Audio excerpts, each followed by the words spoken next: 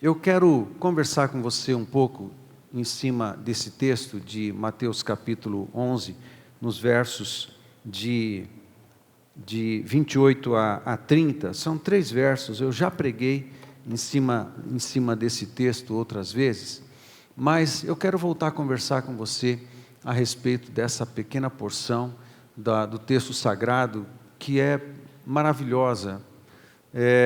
Tem alguma coisa que Jesus está falando aqui nessa porção de texto, que não falou em nenhum outro lugar dos evangelhos. Então tem alguma coisa muito especial que eu quero observar com você aqui.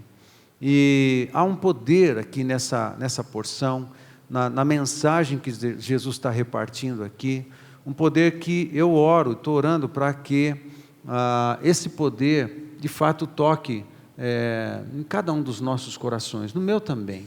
Estou orando e estou estudando e pensando em cima desse texto, e estou sendo ministrado por esse texto. Então, a minha oração, o meu desejo, é de que ele também ministre no seu. E eu estou lendo um livro, parte do que eu vou compartilhar com vocês e conversar com vocês, está sendo inspirado ou é resultado de algumas verdades que tem ministrado no meu coração na leitura de um livro que eu estou fazendo. O livro, o tema do livro é Manso e Humilde, evidentemente associado a esse texto. E o livro, quem conhece esse livro? Manso e Humilde. Eu recomendo você, depois um outro domingo eu trago o livro para mostrar para você, e se você puder comprar, com certeza vai abençoar muito, muito a tua vida, o teu coração. E esse livro, ele é muito curioso, porque ele começa na introdução, e eu quero fazer da minha introdução aqui essa palavra, a introdução do livro também, ok? Então, queria fazer isso com você. A mesma forma que às vezes nós nos reunimos, nos encontramos aqui para cultuar o Senhor e adorar o Senhor, qual é o estado que a gente vem? Como é que a gente vem? Como é que a gente se apresenta diante do Senhor? Para quem é? Para quem é a presença de Deus? Para quem é a mensagem do Evangelho? Para quem Jesus se apresenta como Salvador, se apresenta como Mestre, se apresenta como restaurador, como curador? Para quem é? É para nós, mas eu queria dizer o seguinte, que a mensagem de hoje é para você, mas para quem? Eu quero dizer o seguinte, se você é um crente que tem dúvidas na caminhada cristã, e que às vezes essas dúvidas da fé afligem o teu coração, então essa palavra é para você. Se você, na caminhada cristã, e você em muitos momentos da sua vida cristã, você ora e pede um monte de coisa ao Senhor, e pede para o Senhor intervir, pede para o Senhor falar, se manifestar, e você experimenta um longo silêncio, da parte de Deus, e convive com uma impressão de que Deus ou não está te ouvindo, ou não está dando muita atenção para você, então essa mensagem é para você. Ou se você é um cristão que se esforça na fé, se esforça para cumprir as suas disciplinas espirituais, faz as tuas orações, lê a Bíblia, se esforça para corresponder com todas as propostas da liderança, do pastor, dos pastores, da supervisão, e de se envolver, mas às vezes você está cansado, e às vezes, e muitas vezes, você fica pensando, puxa, mas que corre é esse? Que movimentação toda é essa? E às vezes a gente faz as coisas meio a pulso, e essa movimentação toda da vida cristã, por alguns momentos, parece que não tem sentido. Então essa mensagem é para você, né? Ou se você, na caminhada cristã, mesmo cumprindo todas as disciplinas espirituais, às vezes convive com tristezas que você acha que não precisava ter, e você ora, e Deus, como eu já disse no começo, demora a responder, e você às vezes fica chateado, achando que Deus não está dando uma devida atenção para você, mas você no teu espírito sabe que se tem alguma coisa errada é com você mesmo e não é com Deus, mas mesmo assim fica achando que Deus poderia ter feito alguma coisa a mais. Essa mensagem é para você, né? Vocês estão comigo? Amém? E se por muitos momentos na vida cristã você convive com muito mais perguntas do que com respostas, essa mensagem é para você. Ou seja, se você é um crente normal, então essa mensagem é para você. Porque todo crente normal passa por isso. Todo crente normal passa por crises.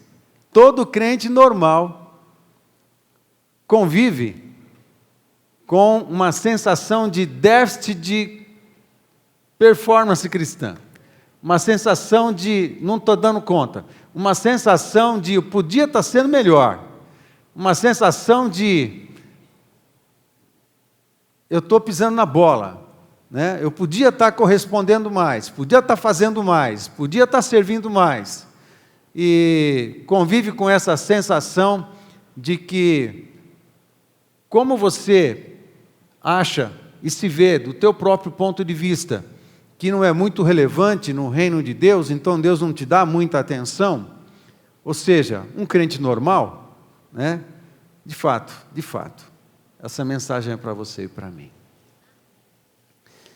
Às vezes a gente, na correria da vida, até na correria da vida cristã, às vezes a gente cansa, a gente vai esgotando os nossos combustíveis, a gente às vezes cansa fisicamente, mas pior do que cansar fisicamente, 1, 2 noites de sono resolve, mas pior que cansar fisicamente, às vezes nós convivemos com um cansaço da alma, um cansaço emocional, como se a gente estivesse gastando todos os nossos combustíveis emocionais para resolver questões, para administrar situações que não estão ainda resolvidas na nossa vida, e a gente vai gastando esses combustíveis, tentando ficar bem, tentando, às vezes se é um líder de célula, tentando liderar com vontade, com energia, com alegria, sendo, assim, proficuamente um abençoador, mas quando você despede todo mundo da casa do anfitrião e você vai para casa, aí você volta ao normal. Você volta ao normal e volta a conviver com algumas questões não resolvidas que continuam gastando o teu coração, continuam gastando a sua energia emocional e às vezes a sua energia espiritual.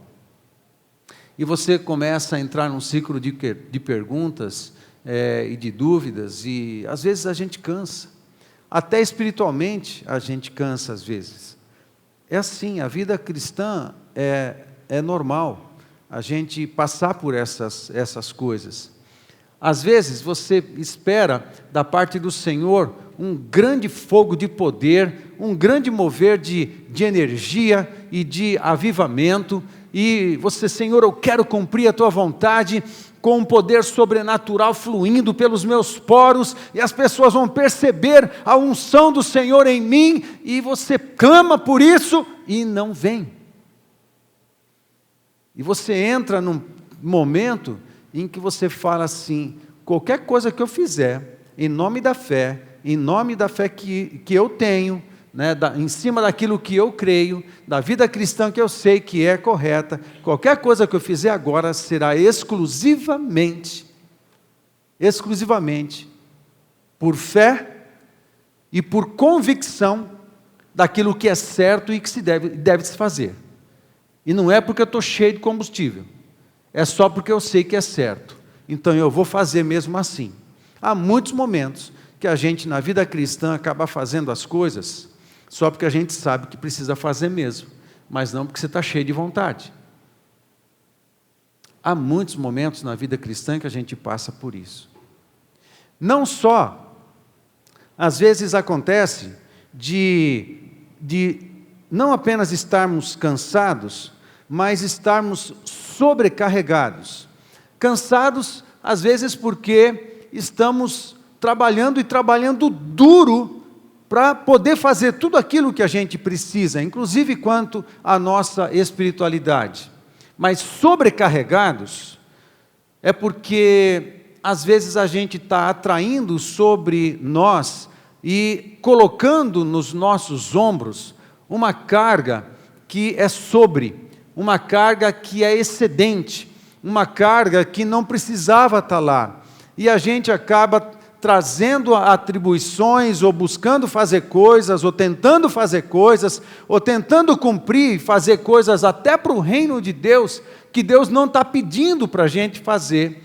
E eu trago para mim, insiro na minha vida, na minha agenda, nas minhas atividades, coisas que não são relevantes, não são muito importantes, e eu acho que eu tenho que fazer porque vai aliviar a nossa consciência de um monte de coisa que eu acho que eu devia estar fazendo e não estou, e eu trago sobre mim uma sobrecarga, e essa sobrecarga, se é algo que eu decidi trazer, mas que não foi Deus que está trazendo para mim, então essa sobrecarga, ela desgasta a gente, porque junto com essa atribuição não vem unção, não vem capacitação espiritual, não vem dom espiritual, não vem nada que me capacite a cumprir essas atividades, caso Deus não tenha passado para mim.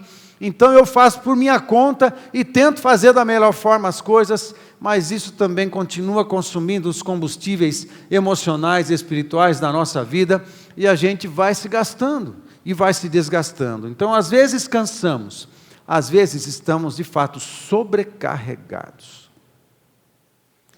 E a gente precisa aqui de descanso, e aqui a gente precisa eliminar algumas coisas, e tirar da nossa vida e da nossa agenda, e deixar de fazer algumas coisas. E em geral, quando a gente acelera demais, nossa vida está ficando cada vez mais estressante, a gente acelera demais para tentar compensar as coisas, e às vezes se entorpecer, e se estressa e acaba fazendo coisas que de fato nem Deus está pedindo e nem são tão relevantes para nosso crescimento, para nossa edificação, mas aquela sensação de estar fazendo muita coisa, de estar trabalhando insistentemente, de estar fazendo sempre muitas coisas, essa sensação, ela acaba entorpecendo uma desorganização emocional ou mental, a falta de priorização,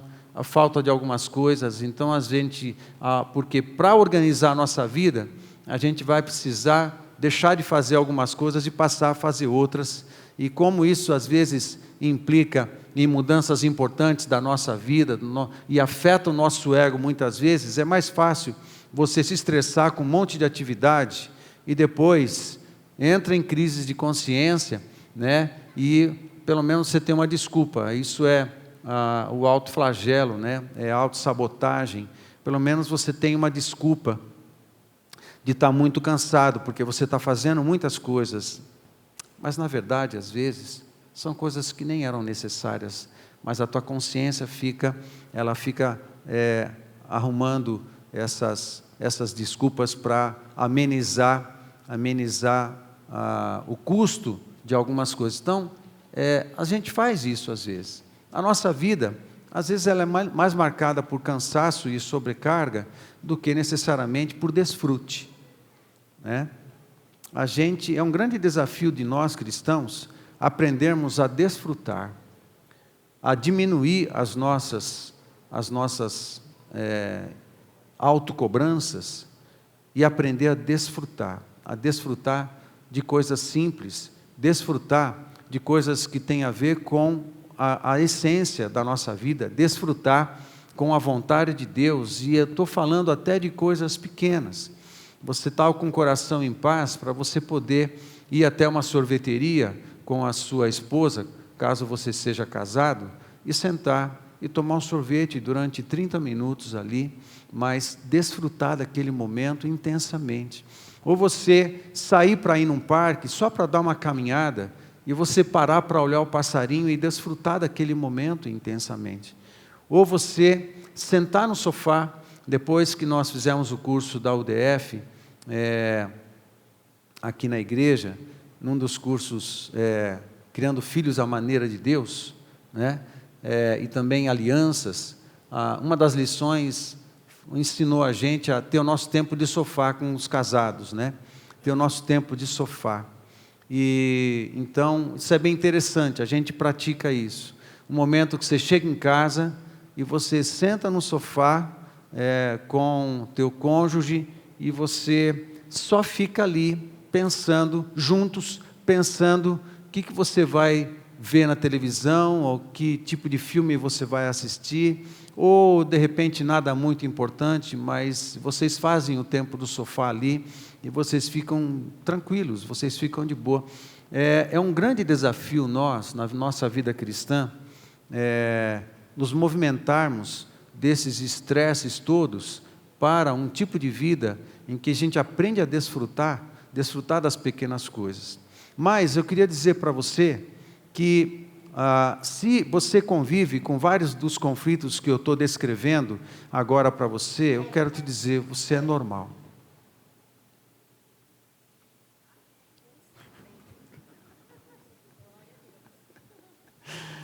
A gente já se autoflagela, né? Para que a gente vai aumentar a carga, né? Sobre nós mesmos. Eu quero dizer para você que esses conflitos não acontecem só com você, acontece com todos que são normais. Tem alguns anormais aí, mas são só anormais, que parece que tudo está legal e tudo está bem, mas isso aí é coisa só de rede social, tá? Isso não existe, tá? Coisa de Instagram, Facebook, essas porcarias aqui. Então, não tem nada a ver. Tá? Tem coisa legal, né? Tem coisa legal, é uma ferramenta importante para você usar ela do jeito sábio, do jeito certo. É muito interessante. Mas tem muita gente que maquia as suas tristezas e depressões com uma roupa bonita, uma boa maquiagem, mas quando sai da câmerazinha, né, frontal ali do celular, volta para o normal, e o normal, né, às vezes está mergulhado num barril de tristeza, porque tem um monte de coisa não resolvida na vida. Então, eu quero, em primeiro lugar, dizer que você é normal. Para essas pessoas, em Mateus capítulo 11, parece que Jesus, ele está, no capítulo 11 todo, ele está tratando com vários tipos de pessoas diferentes, em todo o capítulo 11. Parte do capítulo, ele está falando a respeito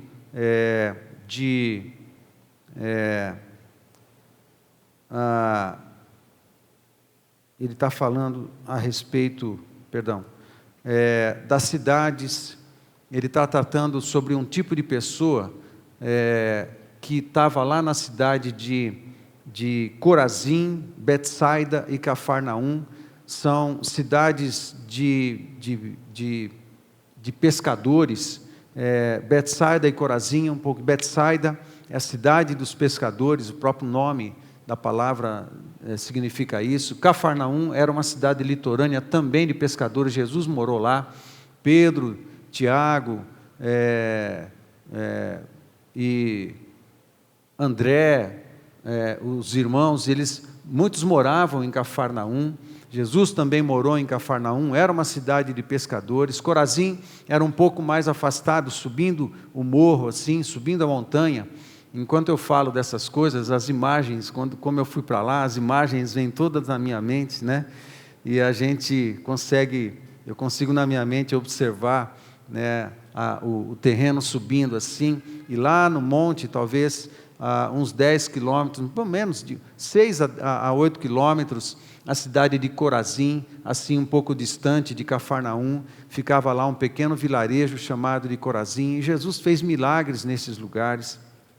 E Jesus, no capítulo 11, ele está falando com a galera de Corazim, Betsaida e Cafarnaum, e está lembrando eles o seguinte: olha, nós fizemos milagres aí. Se eu tivesse feito os milagres que eu fiz aí, na cidade de Tiro e Sidom, eles teriam se convertido, mas vocês me rejeitaram. Ele chega a dizer para Cafarnaum o seguinte, que se a presença de Deus, os milagres e as bênçãos que Deus liberou, Jesus liberou sobre Cafarnaum, tivessem sido entregues para Sodoma e Gomorra ainda existiriam. Então Deus está tratando com um tipo de pessoa, aqui nessa porção. Ele está falando com os que não têm reconhecimento da sua graça, do seu poder, não dão reconhecimento aos seus milagres, não dão reconhecimento de quem Jesus é. Tem um tipo de gente que pode presenciar milagres extraordinários. Todo milagre é extraordinário, mas parece que Paulo, em 1 Coríntios capítulo 12, ele classifica alguns milagres, que são extraordinários todos eles, mas alguns milagres como extraordinários. Então, é um milagre daquele tipo, milagre, mas aquele baita do milagre mesmo, né? É coisa grande. Tem gente que, mesmo que presencie grandes milagres, o coração permanece fechado, permanece ingrato, permanece não reconhecendo a graça de Deus, as ações de Deus, e continua cobrando e culpando Deus de um monte de coisa. É um tipo de gente que Jesus está lidando.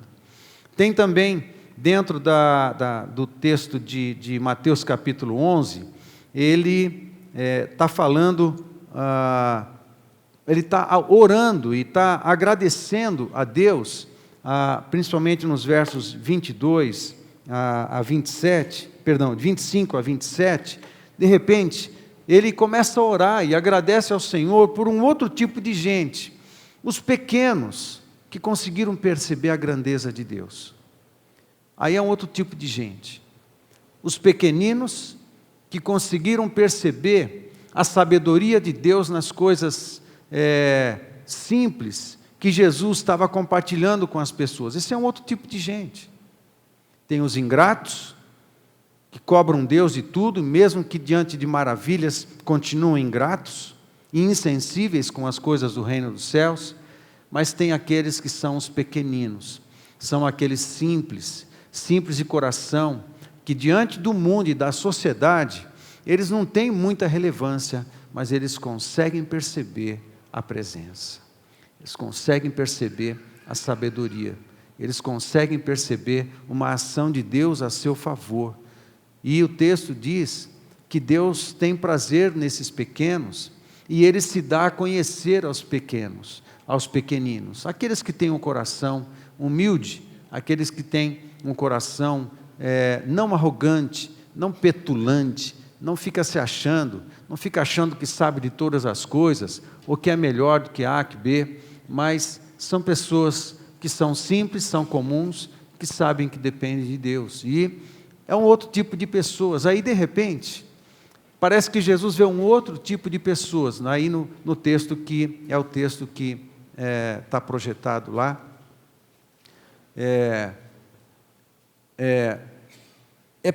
São pessoas que são pequeninos, é gente que está dando um duro na vida para resolver as questões, e outros que estão sobrecarregados também. Aí de repente Jesus olha e vê esse tipo de pessoas, aí Ele faz essa mensagem que está nesses versos de 28 a 30, para esse tipo de pessoa, cansada e sobrecarregada, ok?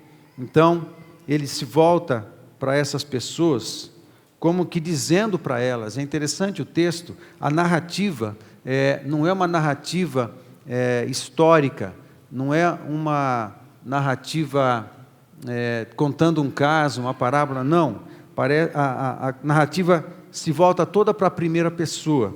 Vinde a mim, é no plural, mas ainda assim, é na primeira. Vocês que estão aí, e que vocês estão cansados e sobrecarregados, vem aqui, vem aqui perto, se aproxima de mim, vinde a mim aqui, vocês. Quem? Vocês que estão cansados e sobrecarregados. Vinde a mim, todos os que estáis cansados e sobrecarregados, e eu vos aliviarei.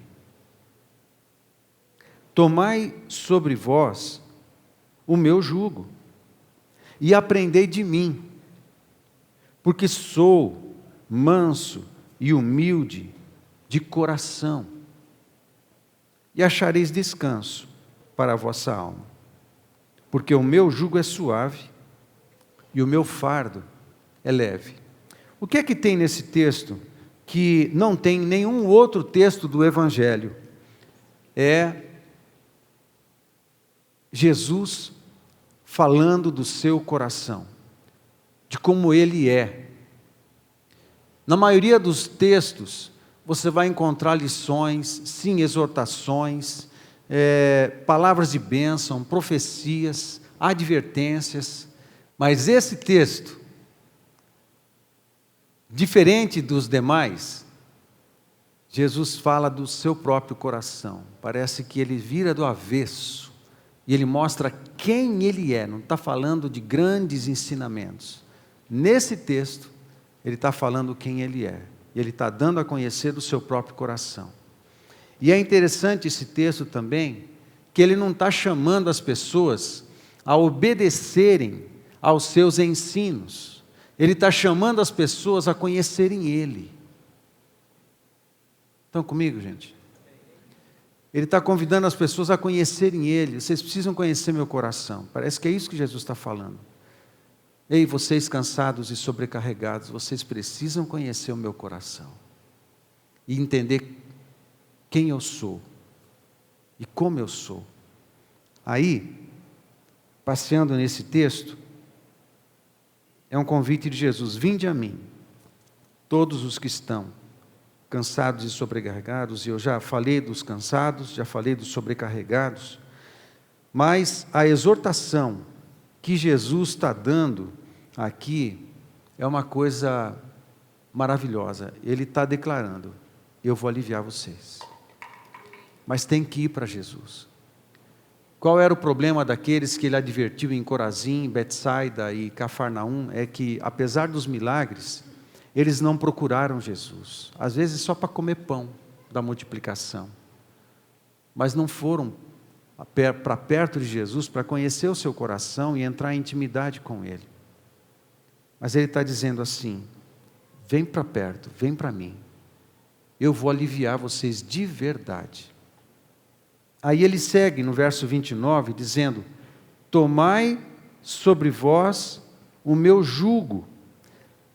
Os cansados e sobrecarregados, eles estão carregando jugos na vida. E jugo é aquela madeira que coloca nas costas do boi, né, que amarra no boi e ele amarra na carroça e ele vai puxando a carroça. E o jugo é aquela madeira que está no quengo do boi, né? Isso é o jugo. E Jesus fala assim: tomai sobre vós o meu jugo, e aprendei de mim. Outra coisa, aprendei de mim. A ideia aqui não é lembrem-se dos meus ensinos. Não, a ideia aqui é conheçam o meu coração. Saibam quem eu sou de verdade. Aprende o que está na minha alma. Aprende o que está nos meus pensamentos a respeito de vocês. E quando ele fala, tomai sobre vós o meu jugo, não esse monte de jugo, de pesos e de cargas que está machucando vocês. E às vezes, a gente não entende bem as incumbências ministeriais, as responsabilidades da vida cristã. A gente acha que Jesus acrescenta sobre nós coisas que não dão sofrimento, mas não, é o contrário. Se você conhece Jesus de verdade, você sabe que Ele alivia os fardos, mas não os acrescenta. E quando Ele nos dá uma demanda, uma vontade, junto com isso vem uma carga de poder, que te habilita a fazer tudo o que for preciso e suportar tudo o que for necessário para o cumprimento da sua vontade. Ele nunca nos deixa no vácuo. Vem poder sobre nós. Talvez muito do que está nos gastando a gente não deveria estar fazendo. A gente tem que eliminar da nossa vida. E aí, esse jugo parece que é meio que um trocadilho que Jesus está fazendo, e de fato está fazendo um trocadilho. Então a ideia aqui é a seguinte: é como se uma pessoa estivesse quase morrendo afogada num mar revolto, e alguém se aproxima com um barco e fala assim: ei, eu vou lançar o jugo da boia sobre você. Agora, o que você precisa fazer é pegar essa boia e colocar nas suas costas. Acrescentar este jugo da boia sobre você. E joga a boia para o camarada que está quase morrendo afogado. E lá da água ele pode gritar assim: não, eu já estou quase morrendo afogado, você ainda vai me dar mais alguma coisa? O tipo de jugo que Deus coloca na nossa vida é uma boia para quem está morrendo afogado. Eu quero. Pá. Pois é isso que vai te salvar. É isso que vai te livrar. O tipo de jugo que Deus acrescenta sobre nós é esse tipo de jugo. E quando Ele fala, aprendei de mim, é interessante, porque sabe uma coisa? Às vezes, eu falei da autossabotagem, né? Do autoflagelo, da autopunição. Às vezes nós somos peritos nessas coisas. Nós somos peritos em se autocondenar, em autocobrar, em culpa. A gente sabe fazer isso muito bem, todos nós. A gente se culpa de um monte de coisa. Mas, quando a gente pensa em Deus e pensa em Jesus, a gente corre um perigo de achar que Deus nos vê com os nossos óculos, com a maneira, ou da mesma maneira que eu me vejo. Agora, se é normal na nossa vida e na nossa prática o autoflagelo, a autossabotagem, a culpa e um mecanismo de defesa em que a gente se sacrifica para dar desculpa, porque a gente é assim, ou não faz isso, ou faz aquilo, se a gente faz isso com a gente mesmo, é normal pensar em que Deus me veria ou agiria comigo da mesma forma que eu ajo comigo. E é normal pensar que Deus me vê com os meus óculos e não com os óculos dele. Quem sabe que Deus não usa óculos? Ok? É uma figura de linguagem. Precisa explicar que é uma figura de linguagem? Beleza? Né? Então, com os meus olhos, né? Deus me olha com os olhos dele. Deus não me olha com os meus próprios olhos.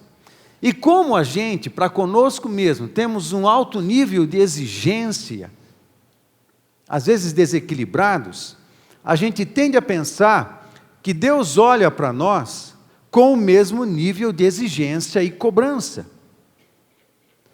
E se a gente acha que Deus pensa de nós do mesmo jeito que nós mesmos pensamos de nós mesmos, a gente vai ter dificuldade na oração, a gente vai ter dificuldade na fé, a gente não vai acreditar muito que Deus vai dar lá muita atenção para a minha luta e para a minha dificuldade ou para a minha dor.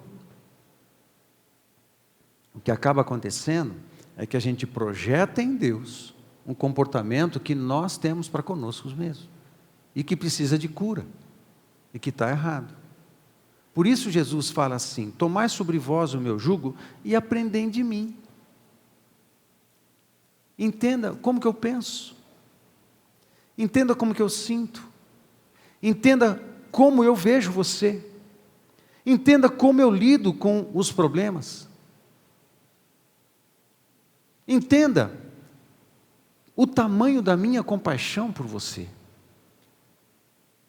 Entenda o tamanho da misericórdia que eu tenho para com você.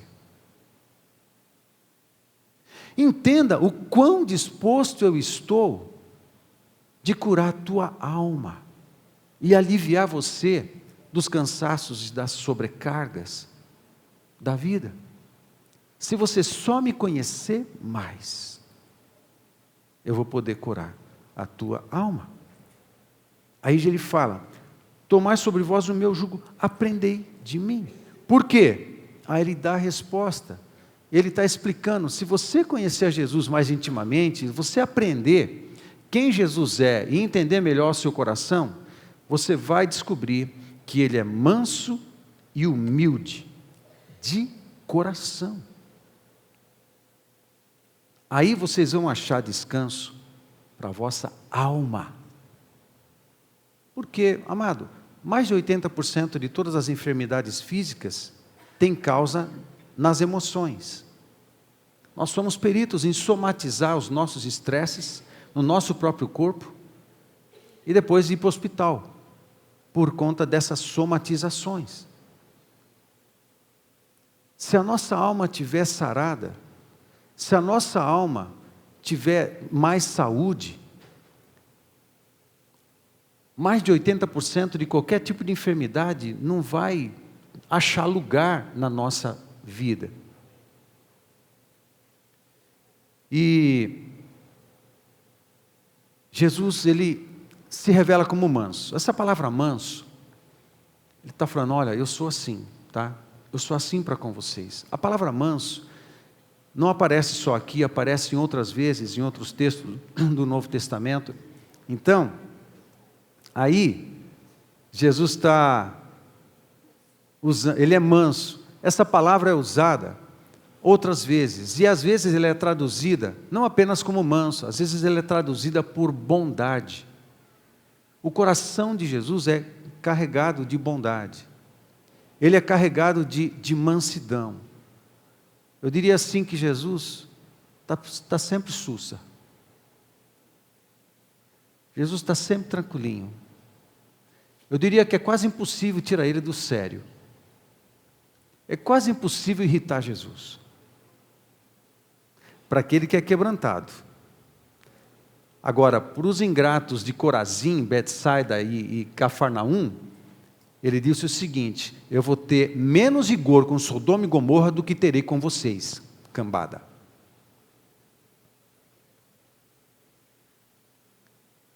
Não confunda mansidão com fraqueza, humildade com falta de atitude. Amém?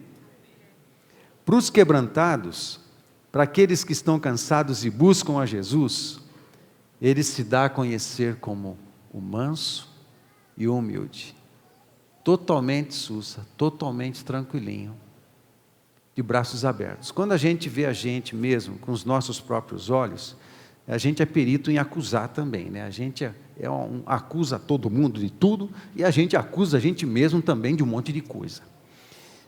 Diferente de nós, que normalmente rapidamente a gente se torna um acusador, e às vezes de nós mesmos, Jesus, ele não faz isso. Jesus faz isso. Pá. Qual é a postura de Jesus para com a gente, para o cansado e sobrecarregado? Braços abertos. Que hora que você vem me dar um abraço? Porque eu estou aqui. Eu vou abraçar você. Essa é a postura de Jesus, baseado na sua mansidão e na sua humildade. A sua mansidão tem a ver com a sua bondade, um coração absolutamente equilibrado. Por mais irritante que você seja, e eu também, a gente não tira Jesus do sério. E a hora que a gente aparecer na sua presença cansado, a gente vai ouvir dele assim: puxa, não estava vendo a hora de você me procurar. Eu posso curar a sua alma. Eu vou abraçar você. Eu vou aliviar o seu cansaço. Vou te orientar a abrir mão da sobrecarga. Coisas que você está trazendo para você mesmo que nem precisava. Aí Jesus orienta. Essa é a mansidão.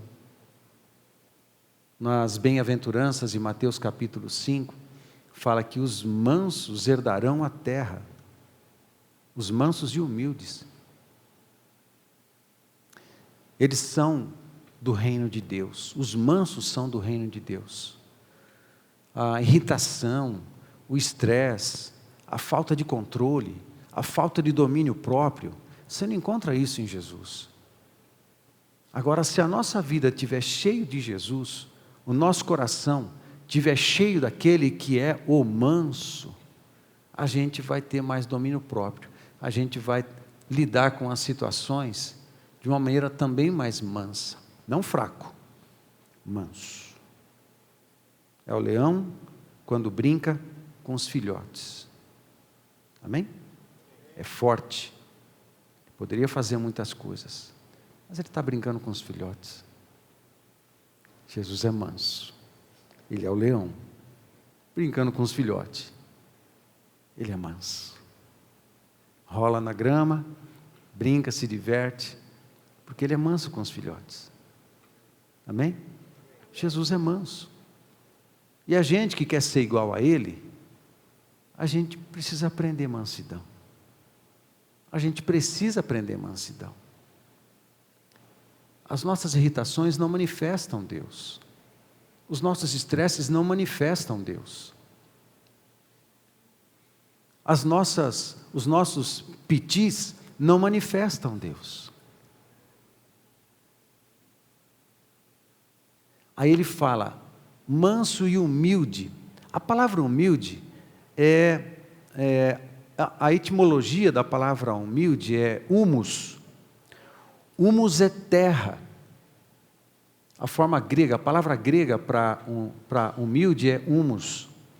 E essa forma latina, grega e latina, deu essa palavra em português, humildade. A raiz dela é humus, H-U-M-U-S.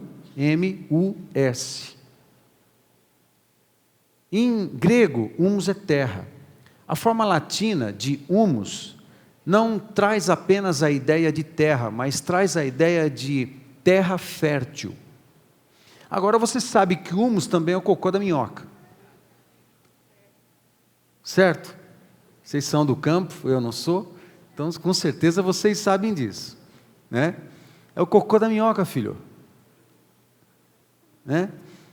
E Jesus fala, eu sou humilde. Agora, humus é terra. Lembra quando Deus cria a raça humana? E cria a raça humana da onde? Do pó da terra.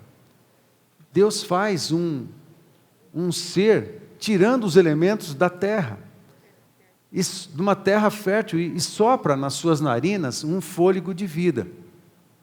E Deus chama esse camarada de Adão. E Adão é terra. Adão é vermelho, é sangue também. Tudo tem a mesma raiz. Homem, terra, sangue e vermelho, todas essas palavras têm a mesma raiz em hebraico, que é Adamá, A-D-M, as consoantes da raiz da palavra hebraica.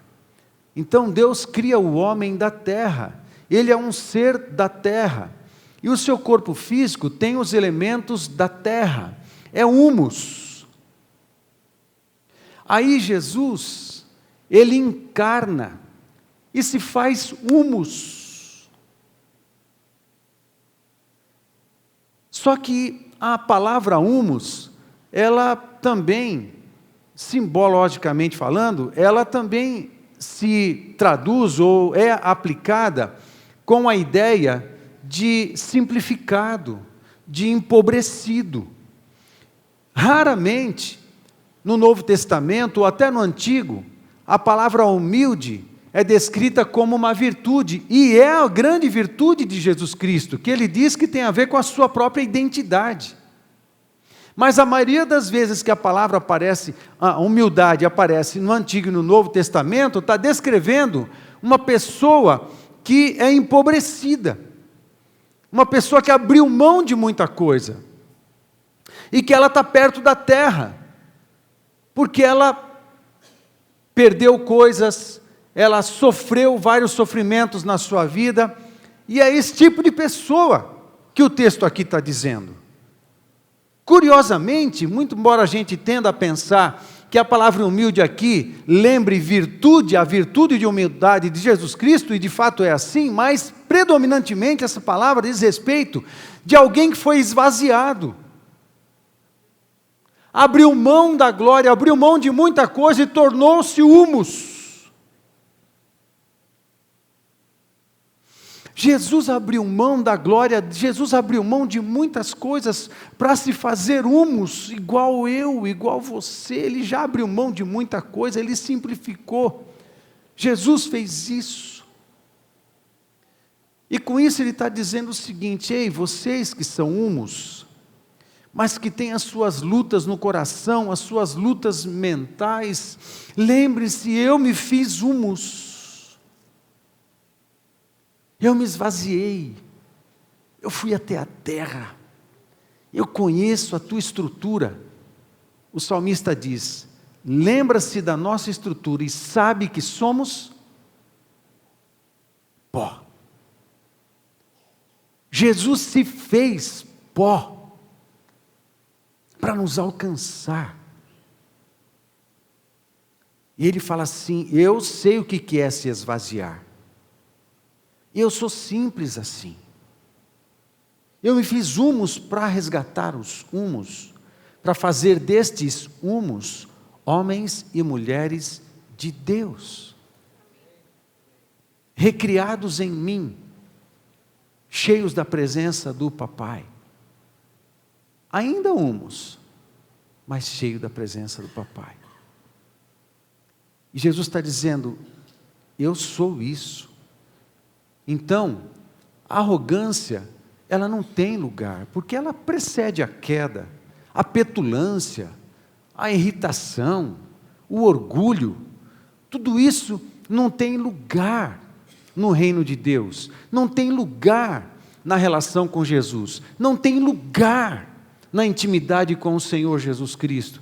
Porque quando a gente está muito perto de Jesus e vai andando com Jesus, a gente também vai sendo tornado pelo Espírito Santo manso e humilde.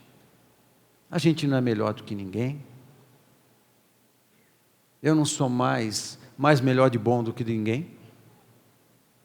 A gente é carente da graça, da misericórdia do Senhor a todo instante, em todo momento, em todas as situações.